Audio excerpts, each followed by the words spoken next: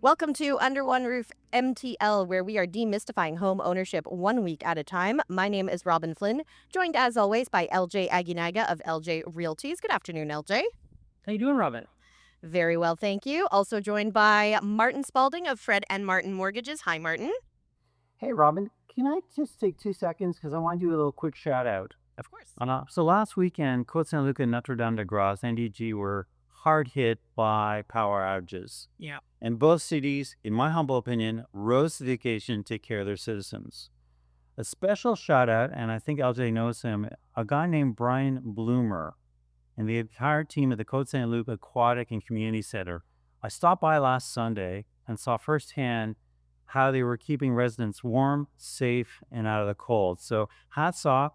This is what community leadership is all about. And the other thing I wanted to mention is this is a good reminder to all of us, because after all, this is called Under One Roof, and we never know when a power outage might hit us. So it is really important to have a simple go-to box or go-to bag with the essentials so you can weather the storm. Things like candles, flashlight, batteries, and other basics. So a big shout out to Côte Saint Luc NDG for taking care of their people. Yep, very important shout out. Happy to hear everybody's got their power back now, finally, by the way. Some people, it was one day, Tuesday. Oof, it was brutal. Okay, maybe one of the folks in Côte Saint Luc could win some cookies. That would be nice after the week that they've had. Plus a bonus. Yeah, so let's get to our trivia question of the week, brought to you by Felix and Norton Cookies. You can visit their store at the Blue Haven Shopping Center, 3705 St. John's Boulevard in DDO. The first person to text in the correct response to 514-790-0800 will receive cookies from Felix and Norton delivered straight to their door. Our question this week: what government agency provides mortgage loan insurance in Canada? If you think you know it, 514-790-0800, and please include your name. Lots of stuff in the news this week. The Bank of Canada made their first of 8 interest rate announcements for 2026. They chose to stand pat, which is not a surprise if I was paying attention to last week's show, right, Martin? Well, why the hell steady? I mean, it was predictable. Inflation is still tracking at that 2% target. They're expecting economic growth to be quite slow. So overall, nothing really changed since the last announcement. So in short, no strong reason to raise or to lower rates. But if you listen to the speech, uncertainty remains very high.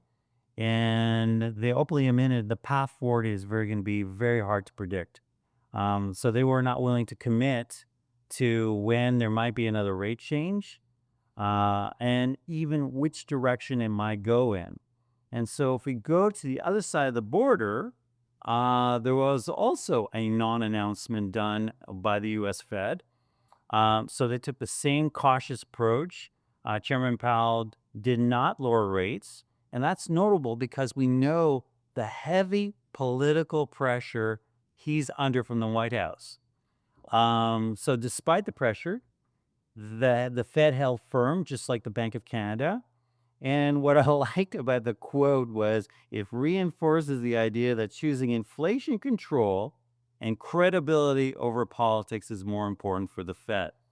So what this means for you, no change. And we predicted it. We knew there would be no change. So no upward pressure and no lower rates either.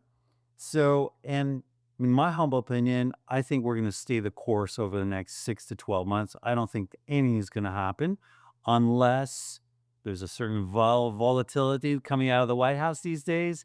We now saw this week that because the Gulf Stream hasn't been improved, the new Gulf Stream hasn't been approved, now there's a threat from the White House on Bombardier's executive jets. So it just never stops. There's a threat that comes out of the White House almost daily. And that's where the volatility comes in. So, we don't have a crystal ball, but I think it's going to be steady as she goes for the time being. So if you're a borrower, a buyer, or you're renewing, make sure that you put a little bit of comfort in there. There's a margin so that you can absorb anything that may happen. And you should have already been stress tested, right? So you should be able to afford any potential increases. It's not fun, but the bank has determined you should be able to weather that storm. LJ, you always hop right on social media as soon as there's an announcement with your reaction. So I know your reaction, but for someone who doesn't follow you on Instagram, what was your reaction to this? This is what was expected essentially. Inflation did not shift tremendously. This is really what we've been predicting for the last little while. We don't know if interest rates can go up a little bit, down a little bit, but we are expecting some stability over the next couple of months. So for now, like Martin mentioned, let's keep our eyes open on to what's happening south of the border, because that's ultimately going to be the biggest determinant for where we're going to head. I know the government is working on a couple of different potential things. Are we going to have a GST rebate again? We know that there's a big renegotiation for Kuzma again. So what's going to happen? Tough to say. But for now, we're staying the course, and we'll see how this plays out in the market. Now, millions of Canadians were bracing for a mortgage shock that never really happened. That was the headline of an article in The Logic this week. And when I see a headline like that, I'm clicking on it.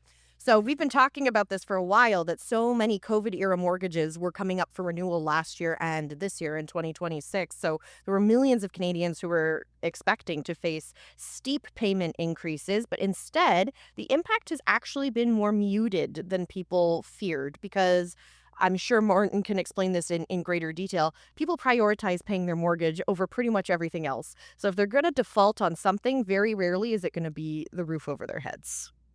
Well, it was like a roller coaster ride. So if you renewed or you took out a mortgage during COVID, you're in the 1 to 2 range. And then we saw coming out of COVID, it spiked.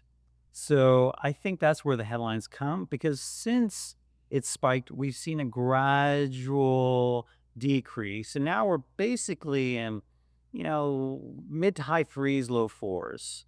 So, yes, 200 basis points or 2% difference from when you sign to when you're renewing is significant, but we haven't seen a huge uptick in households not being able to renew. We're not seeing a huge uptick on people defaulting. But the big wave, so 2025 was a wave, but the big wave is 2026. So we'll see how 2026 plays out. And so if we're to give some simple advice, that's why we're here. The wait until renewal time, 6 to 12 months out, gives you flexibility, gives you a certain amount of leverage. Like we mentioned, build in a little bit of breathing room, make sure you're comfortable with your new payment, and don't always believe what you see in the news. It might not refer to your specific mortgage. Go to the source, get properly informed, do your homework, or call Fred and I, and we'll put you back on the straight and narrow. Yeah, they mentioned in the article that the average monthly payment increases were between $106 and $200 a month. So it's not fun to pay $200 more per month. For that was for 5 of Canada's 6 largest banks, but you can usually find $200 somewhere, whether you're canceling cable or streaming or what have you. It's pretty easy to pinch for $200. We were hearing about. It really depends on the size of your mortgage, obviously. And some of the figures I had heard were closer to 400 to 800. So it really, that was out of BC. So obviously their price points are typically a little bit higher. But nevertheless, I think 400 is probably going to be more aligned with the average increase for most Quebecers right now, which you're right. It's still manageable. It's still something to do, but it is going to take a little bit more digging to make it happen, And it's all about discipline. So don't subsidize that increase by putting more money on your credit cards, because that's a slippery slope. Yep, absolutely. If you're thinking about purchasing a multiplex, you want some passive income rolling in, and maybe you don't want to handle the day-to-day stuff. You don't want to be the person that they call if there's a leak in an apartment. Give the Plex Doctor a call. Let them worry about that. 514-709-6397. You can also visit the website at plexdr.com. Still to come, buying an older home, LJ breaks down some of the red flags you should be on the lookout for after we check traffic at the CJD 800 Traffic Center. This is Under One Roof MTL on CJD 800. I'm Robyn. That's Fred. That's Martin. That is LJ. Oh boy, red flags to watch out for when buying an older Montreal home. Foundation issues, wiring issues. What should you be looking out for before you put in an offer or after you put in an offer? LJ, there's a lot of old homes in Montreal. Montreal is a very, very old town. So if you have a client who wants, that charm of an older home, maybe in a NDG or a Westmount where there's some older homes, what would be some red flags you would tell your buyers to watch out for? This is an excellent question. And honestly, when it comes to real estate, the best answer is always you're going to have to be prepared and understand what you're getting yourself into. Now, you might like the old charm. You have to understand what that comes with, right? That's going to come with potentially knob and tube wiring, which is very problematic. It might come with plumbing that is super old and needs to be replaced. You might have some foundational issues, but it's not always the case. You really have to understand what has happened to the property in the past. Has there been previous water infiltrations? Is there a new French drain? Has there been any work done to the foundation? Really, the points you covered are super important ones. Another big one that comes up quite regularly is going to be asbestos. So, depending on when the home was built or when it had renovations, you're going to want to make sure to do an asbestos test so you understand the scope of the work that you're going to be doing and the cost associated to that as well. But at the end of the day, everything is just going to come down to a financial question, right? Are you going to have the funds necessary to do this work to really get the most out of this property that you're looking for? And we might decide, like it happens sometimes with clients, that we like the old charm, but we don't like the old problems. So let's find a home that's already been updated in the last 20, 30 years so that we know that they've already done the electrical, the plumbing, that they've looked at the foundation, and they've still kept a lot of the original charm and character intact in the property, but they've already dealt with these issues for us. And that way, even if we're paying a bit of a premium for that work, well, at least we have the peace of mind that we're not going to start opening up walls everywhere. We have receipts, we have warranties, and we really understand what we're getting ourselves into without having to go down the rabbit hole. Because once you start opening walls, there's no telling how it's going to end up or what you're going to find. Yeah, and some issues are obvious, right? Like if there's a crack in the foundation, it's usually visible to the naked eye. And very often the sellers will disclose this, it was repaired, etc. You can see where it was fixed. But I would imagine that there are issues that are not visible that the seller may not even be aware of themselves. 100%. And that's why during an inspection, an inspector's usually going to come in with a moisture detector and he's going to measure the walls in the basement, particularly, usually the bottom 2, 3 feet. And we're going to see if you have high moisture for other reason. And now, this is a bit of a timing play. If we have a lot of rain, there's a much better chance that we're going to catch an issue around there. But if we're in the middle of summer and it's been dry for the last week, even if there is an issue, we're probably not going to capture it because of the time of year. Same thing in the dead of winter, like right now, where it's been -20, -30, -15. It's so cold that everything's frozen. So we're not getting the moisture inside the property in the basement. So there is a bit of play there. Some inspectors are going to come in with infrared cameras as well, and that's going to help us see where some of the differentiations are in the actual foundation, in the basement, in the installation, etc.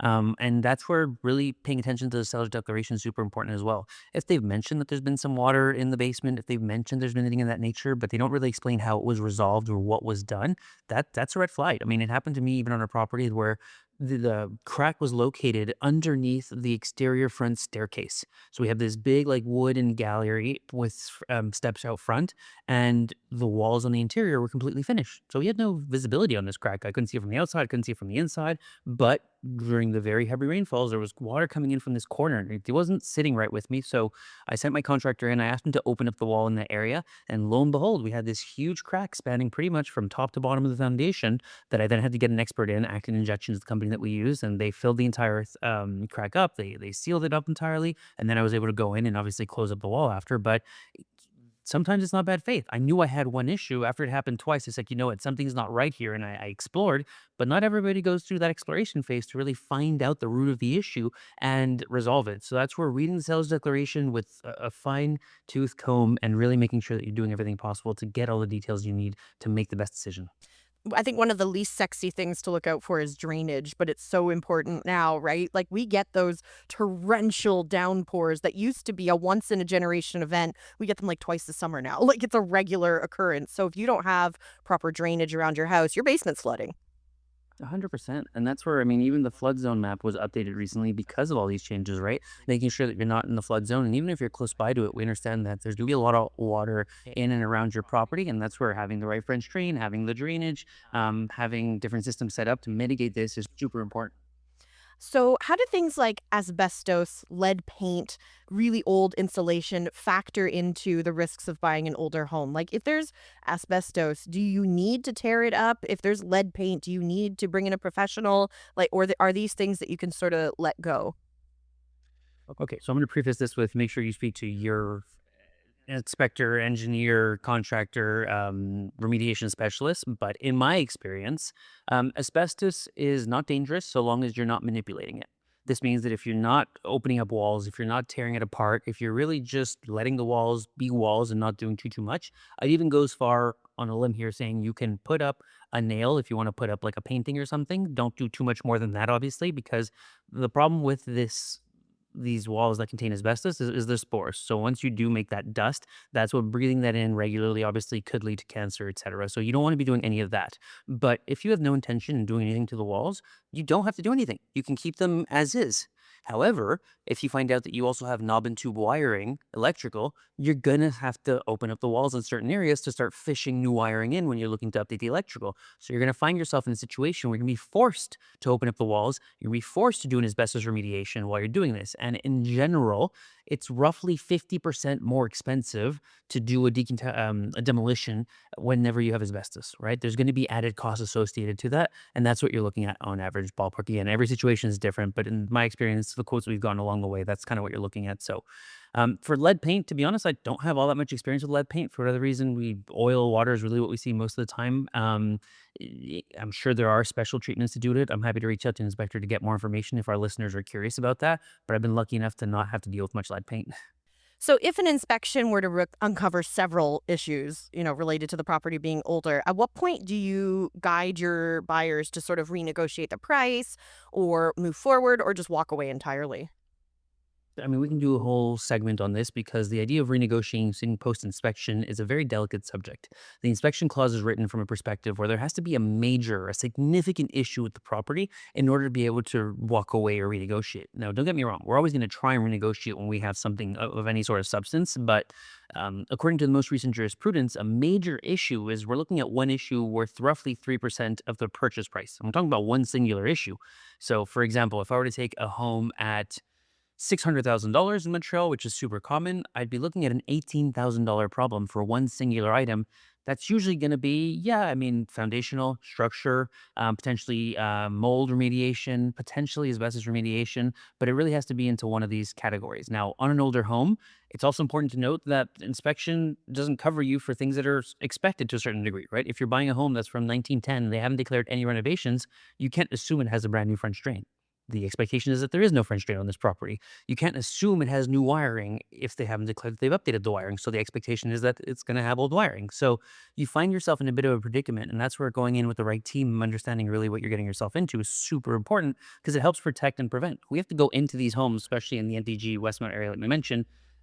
You're probably going to need a $300,000 to $500,000 budget if you're planning on doing renovations. Again, if you're okay with it in its current state, fantastic. But you have to make sure that you go into this project knowing the risks and what it's going to look like. If you're not sure if now's the right time to buy, give LJ a call, 514-500-4040. He'll help you decide. Coming up, what kind of documents do you need to get yourself pre-approved for a mortgage? Martin lays it out for you after the news. You are listening to Under One Roof MTL on CJD 800. My name's Robyn Flynn. That is LJ Aguinaga and Martin Spalding. Martin, what are the documents that are needed to get pre-approved for a mortgage? And not just what's needed, but why they are needed. Because sometimes they ask for things and you're like, why do you need this? So maybe we could run down some of these documents. We're going to try to go quickly. So there's quite a few. So Okay. step one is you fill out an online application. What they're looking for is your name, address, employment, income, assets, debts, etc. And then you also sign a consent form allowing us or the lender to access your credit report.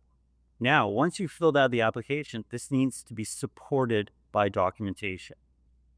It starts with 2 pieces of government-issued picture ID, driver's license, Medicare card, passport. They confirm you are who you say you are. And this is all about fraud prevention. So lenders are looking for valid, unexpired IDs. The names match all the other documents that you'll be sending us. And you'd be amazed how many people send us expired Medicare cards, expired driver's license, expired passports. It's crazy. 2, proof of employment. They're looking for stability of income. So, letter of employment, recent within 30 days, stating position, start date, etc. Recent pay stub within 30 days. Pre-approvals are heavily based on income stability. 3, proof of income. So this is where there's a lot of back and forth. So if you're a salaried or hourly employee, documents include T4 slips for the last 2 years, notice of assessments, they call them NOAs, both federal and provincial. What they're checking is the income matches the pay stub and the employment letter, and there are no tax debts or inconsistencies. If you're self-employed, documents include T1 generals, notice of assessments the last 2 years, and or business financials. This varies on a lender to lender basis. What they're checking is stable net income, often 2 or even 3 years to take the average. And they want to make sure that the business is viable and sustainable. They'll also look for other income sources, things like rental income, pensions, child support. They want to make sure that, or they want proof that this is regular and ongoing. In other words, through the length of the mortgage that you're applying for. 4, down payment and closing costs. They're looking for a 9-day history of the accounts holding your down payment, and they're looking for 1.5% of the purchase price in liquidity. This helps you pay your notary fees, your welcome tax, inspection, moving, etc. Lenders want to confirm you actually have the money and it comes from an acceptable source, that there's a clear paper trail, and there are no unexplained large cash deposits in your accounts. Number 5, debts and monthly obligations. These reduce your borrowing power. Documents such as credit card statements, lines of credit, car loans and leases, student loans, and any support payments or any other monthly obligations. Because lenders qualify you on income minus your obligations. And then finally, other assets. Do you have other properties, vehicles, investments? Your assets can support your story, and in some cases, change the lender's view of the overall risk of your file. Once all that, the application, the documents are in, then you get a pre-approval letter, usually with some conditions. The conditions are things like you need to keep your credit score, you need to stay gainfully employed, and then what is outlined in that letter is the maximum mortgage amount or purchase price you can afford. Sometimes if we send it to a lender, there'll be a rate hold. The rate will be held between 90 and 120 days. And then it comes with that list of conditions, whether it's the sale of your current home, your income stability, your credit score is maintained. So in summary, with the mortgage application and the supporting documents, you're trying to prove 4 things. Your identity, you're a real person. Income stability, you can reliably pay for your mortgage. Your debt load, are you already stretched or not? And your down payment and closing costs, you have it and it's legit. So that's why it is so important to have your documents in order before you start the process. If not, because when you buy a house, they give you 14, 15 days to prove that you buy your financing. The application is one thing, but all those documents need to be sent in. And if you're scrambling to find them, you may not be able to get this done within that time period, and it puts at risk your promise to purchase. Question for you. You had mentioned for certain things like a recent pay stub, letter of employment, that they can be no older than 30 days when you get your pre-approval. What if the house shopping phase takes longer than a month? Will you need to provide these documents again when it comes time to actually put in an offer and secure your financing? Well, so if you're being pre-approved, and let's say you only find a house 90 days later, you will have to send us updated documentation. You will have to send us a new letter of employment. You will have to send us a new pay stub. And there's a caveat to all that. On your letter of employment, it is signed by your leader, by your boss, by the HR lead.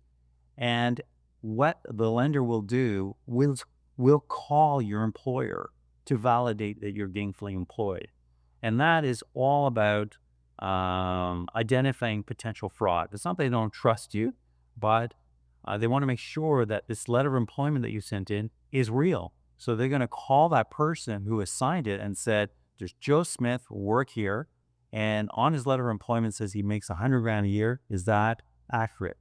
And the HR person or the boss or the leader will say yes or no. And so, as much as you're sending this stuff in, they're double checking and they're doing their due diligence. So just be careful. Yeah, that makes a lot of sense. To find out more about what your lending options are, you can get in touch with Martin or Fred, who's not here this week, but he's still very much a part of the team, by going to fredandmartin.com.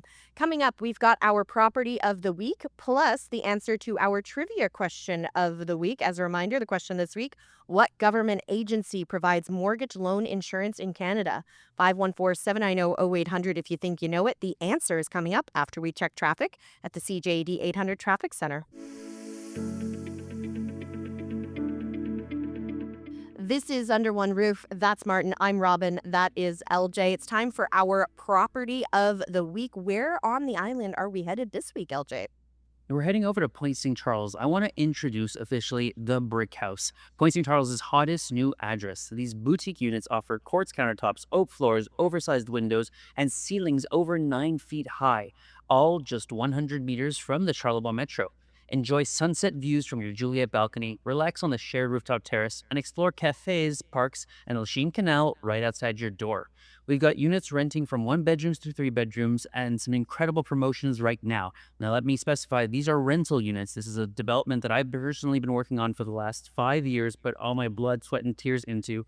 And we're now officially ready to start getting people into the units as of March 1st. So if you're looking for a new rental opportunity, reach out to me. You can contact me at 514-500-4040. And my favorite spots to eat nearby are definitely going to be Clark Cafe or Sunday Restaurant on Center Street. Hey, LJ, what are your thoughts? I mean, St. Henry really got gentrified. Now, do you think Point St. Charles head in that direction? Most people would say it's been gentrified, to be honest. I mean, a lot of the Facebook groups on Point St. Charles and the comments that we see on the regular that pricing shifts, popularity, et cetera, is already come and gone. So I definitely think that it's still on the trend. It's still growing, but we have a healthy amount of over $1 million properties in Point St. Charles now. Single family homes are all trading pretty well, over $1 million. Even some have crossed the $1.5 million mark. I think the highest sale recently was about 1.8. So I'd say a neighborhood that's got a home at 1.8 is definitely gentrified. So, but are there any bargains left? Are there any renos, complete guts that you can pick up? Because the community, obviously, the values are rising. So, are there any finds that you could reno and then flip or live and then I say flipping is always a very difficult, slippery slope because unless you're a contractor, it's going to be tough to be in the money with today's valuations and pricings and future value. But if you are looking to do a project for yourself, there's definitely some great opportunities. Kind of piggybacking on what we discussed in the last segment. You have to be very careful, though, because Point St. Charles is an older neighborhood and it's a very working class neighborhood. So a lot of the times what we've seen in the crawl spaces and the foundations, they may have used some shortcuts due to the funds that they had available at the time. And you have to make sure that you're aware of this and you're going to mitigate it if you are going to do a huge renovation project for a single family home. But there's some great, beautiful opportunities because some of the lot sizes that you can get, the proximity, the parks, there's some incredible streets in Point St. Charles. So yeah, definitely still some wonderful opportunities, but make sure you approach them with caution and you have the appropriate budget for the renovations you want to undertake.